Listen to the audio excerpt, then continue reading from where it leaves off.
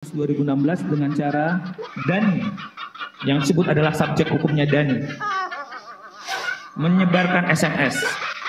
How come orang yang fiktif? Siapa yang mengirim itu? Hantu, setan, tidak berwujud. Sedangkan manusia itu harus berwujud. Ketika kita membayangkan ada jin, ada peristiwa-peristiwa supranatural yang memberikan warna tersendiri bagi peristiwa Cirebon 2016. Saat itu kita terpukau dengan narasi-narasi kegaiban itu. Bagaimana yang diangkat dalam film Vina. Tapi hari ini saya yakin Sobat DN sudah berubah selera. Apakah kita masih tertarik berbincang tentang jin? Halo, Assalamualaikum. Terima kasih sudah mengklik video ini.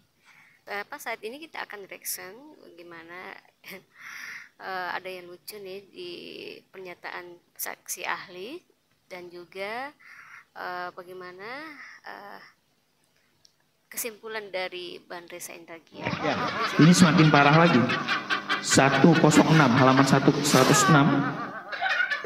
Penyerangan yang direncanakan sejak tanggal 17 Agustus 2016 dengan cara Dani, yang disebut adalah subjek hukumnya Dani, menyebarkan SMS. How come orang yang fiktif? Siapa yang mengirim itu? Hantu, setan, tidak berwujud. Sedangkan manusia itu harus berwujud.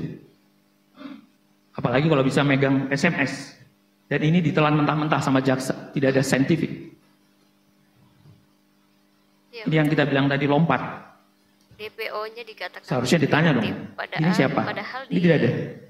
Menyebarkan SMS kepada Sudirman. Di berita acara dan dia yang kirim SMS. Tidak memperlihatkan isi SMS tersebut sampai sekarang. Dan bukti SMS-nya juga tidak ada, guys. Aduh. Selanjutnya halaman 107. Polisi menyatakan ini adalah kecelakaan. Sayang mindiknya tidak ada. Jadi polisi sejak awal bilang ini kecelakaan. Termasuk dokter dalam visum menyatakan kecelakaan pada waktu itu ya. Tapi saya tidak mengambil itu. Jadi ada keterangan polisi dikuatkan juga sama dokter yang pertama malam itu juga di dalam visumnya sudah disebutkan. Tapi saya tidak mengambil ke sana yang mulia ya, saya tidak tahu, tapi yang jelas ada bahasa yang begitu. Tapi lagi-lagi mindiknya, administrasi penyidikan antara ditariknya dari Polres Cirebon ke kota itu juga tidak ada. Ini menunjukkan unprofesional di tingkat penyidikan, lompat, dan jaksa juga lalai untuk ini. Selanjutnya ada kata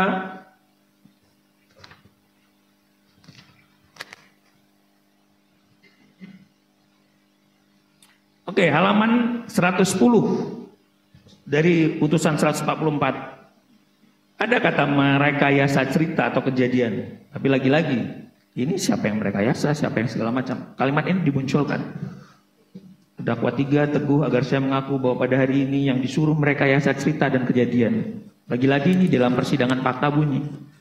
Tapi lagi-lagi mungkin majelis hakim tidak menjadi hiu di antara fungsi diferensial antara penasihat hukum dan jaksa pada waktu itu.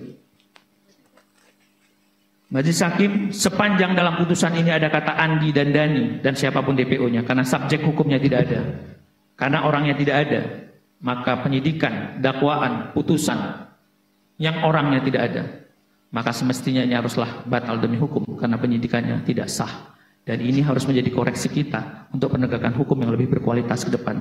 Kita tidak mau menyalahkan siapa, salah adalah manusiawi, tapi jangan kita pertahankan.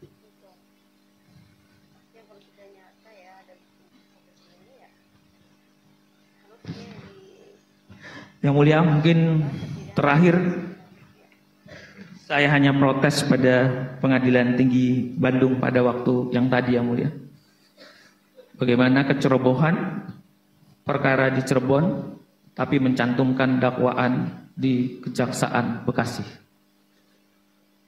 Saya mengaitkan pada putusan di akhir daripada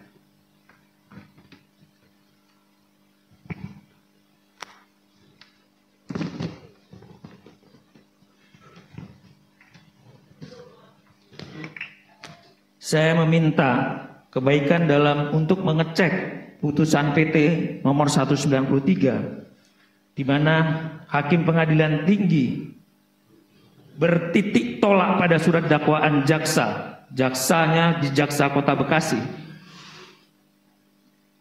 Berarti kompetensinya, jurisdiksinya sudah keliru. Terus pada halaman 38, dengan gagah hakim menyatakan, berdasarkan pertimbangan-pertimbangan tersebut, maka Majelis Hakim Pengadilan Tinggi Banding menyatakan bahwa putusan Pengadilan Negeri Cirebon telah menurut hukum dan rasa keadilan, dan menyatakan bahwa sudah meneliti dengan sebaik-baiknya dan mempertimbangkan dengan secermat-cermatnya. Dengan satu hal tadi, dengan rentetan motor-motor yang tidak sama, dengan rentetan pelanggaran-pelanggaran hukum acara tadi, tentang dakwaan yang keliru kotanya, saya menyatakan hakim banding tidak cermat. Hakim banding hanya copy paste atas putusan ini, bahwa hakim abai. Seharusnya mereka melaksanakan kewajibannya secara baik. Yang mulia, selebihnya mungkin nanti akan saya lebih gali lagi. Terima kasih yang mulia. Ya, saya kira saya mau nanyakan juga, ini udah lengkap nih, udah semuanya udah tertata dengan baik, dan saya pikir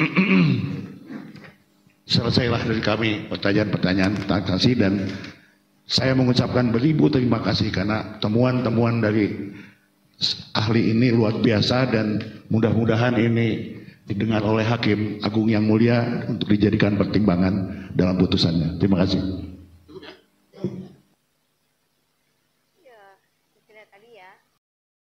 Nio, kita akan mendengarkan dari pendalaman dari Bung Reza Indragiri tentang film Vina, terutama apakah kita masih bisa atau masih tertarik mendengar perkataan dari Linda. Filmnya masih mau diperpanjang nih guys. Kemudian memvisualisasi 95% fakta terkait dengan meninggalnya almarhumah Vina dan almarhum Eki. 95%. Tapi sekali lagi, di belakang kepala Diskursus Network ini bukan sebuah pernyataan yang serta-merta patut untuk kita percaya. Saat itu tampaknya sangat dramatis dan sangat memikat ketika kita membayangkan ada jin, ada peristiwa-peristiwa supranatural yang memberikan warna tersendiri bagi peristiwa Cirebon 2016. Saat itu kita terpukau dengan narasi-narasi kegaiban itu, bagaimana yang diangkat dalam film Vina. Tapi hari ini saya yakin Sobat DN sudah berubah selera. Apakah kita masih tertarik berbincang tentang jin? Apakah kita masih tertarik untuk mendengar apa perkataan seorang Linda misalnya? Tampaknya tidak.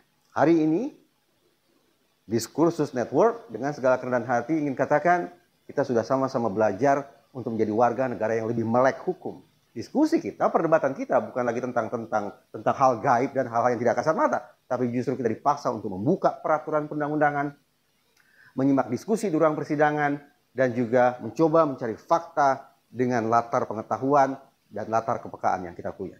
Saya ingat beberapa hari setelah film Vina meledak di bioskop-bioskop, seketika muncul komentar tentang betapa pentingnya untuk membuat sequel, kelanjutan dari film ini.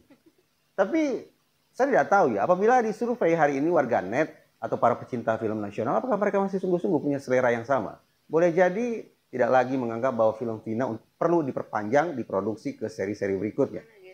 Lagi-lagi kita bergeser dari perbincangan hal-hal yang mistis menjadi perbincangan yang betul-betul mengandalkan daya kritis. Ini bukan lagi semata-mata gosip-gosip yang lalu lalang di sembarang ruangan, tetapi sudah menjadi perbincangan ilmiah, perbincangan yang penuh dengan analisa yang mengisi ruang-ruang pemikiran kita. Ya, perlu mungkin ya. Filmnya yang mengisahkan ternyata film Vina ini ada orang yang ditangkap, salah tangkap gitu loh. Dan mereka bukanlah pelakunya itu mungkin ya. Oke guys, terima kasih yang sudah menyimak ya. Sampai di sini dulu lesson kita. Sampai jumpa.